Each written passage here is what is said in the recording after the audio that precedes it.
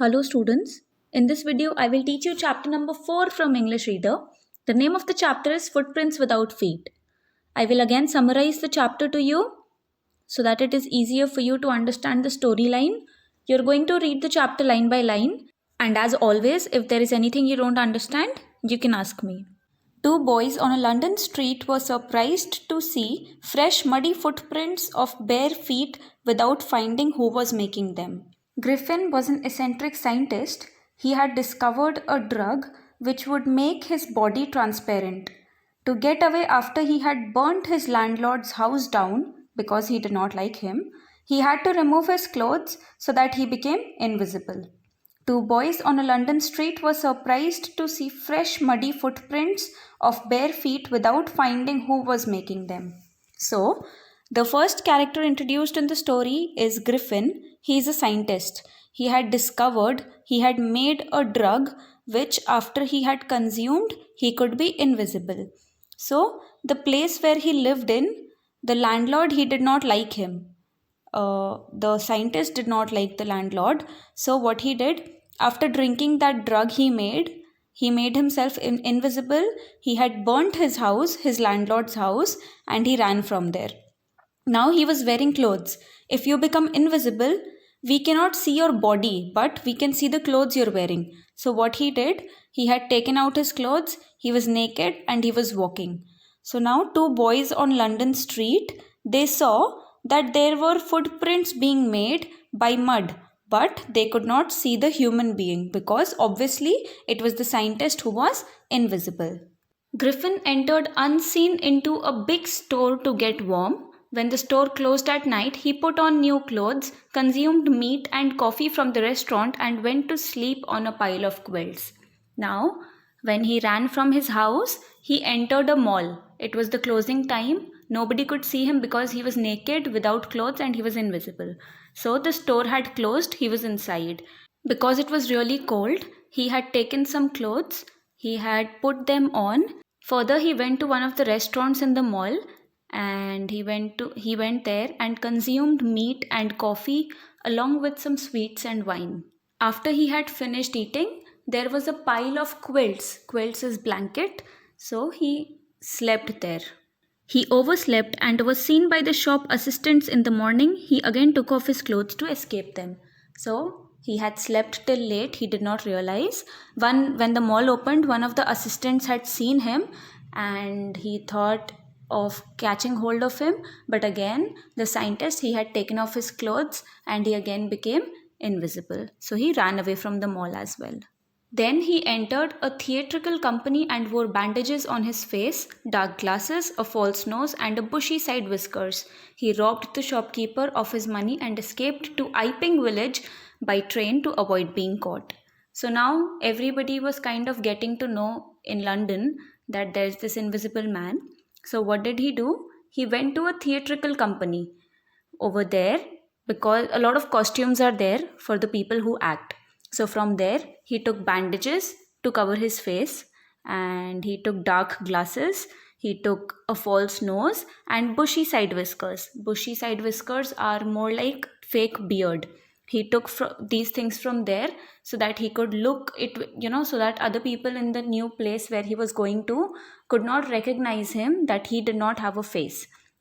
And then further, before leaving that particular company, that particular area from where he got these things, he had stolen all the money from the shopkeeper and he ran to a nearby village, and the name of the village was Iping, and he traveled through a train because London is a busy place and he did not want to get caught, so he went to a village area.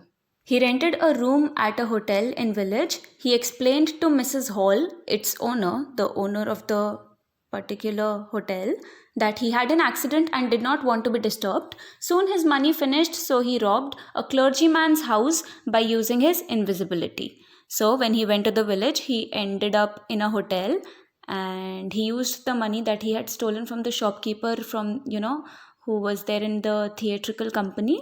So after that, Mrs. Hall was the owner. He gave the money to her and told her that he had an accident, so he wants some privacy. He does not want to be disturbed. So Mrs. Hall was shocked because at this time of the year it was winters and nobody usually came to stay in hotels. But anyway, he gave them a lot of money for the room, so they were happy. But again, the money did not last for long, and the scientist did not have money to pay for the room also. So he went to a clergyman's house, which was nearby the hotel, and he robbed him. He had stolen all the money from there, and he came back. On the same day, when the money was stolen from the clergyman's house, Mrs. Hall and her husband had entered the room which was given to the scientist, and when they entered, they were attacked by the furniture. This made Mrs. Hall think that it was haunted by spirits.